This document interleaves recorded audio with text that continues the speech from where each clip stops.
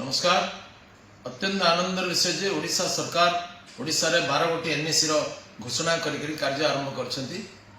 तन्मध्यरु बालेश्वर जिल्ला रे दुईटी बस्ता एवं सिमुलिया, बालेश्वर लोकसभा क्षेत्र रे मध्य दुईटी बस्ता एवं बेतनटी, अर्थात बालेश्वर लोकसभा और जिल्ला रे तीनोटी एनएससी रो घोषणा कराइछि। गोटाए सिंह भाग आमर मिली से दृष्टि माननीय मुख्यमंत्री को एवं ओडिशा सरकार को विशेष रूप से आम समस्त धन्यवाद प्रदान कर। उन्नयन मंत्री उद्यम कारण यह संभव होती, तेणु अशेष धन्यवाद।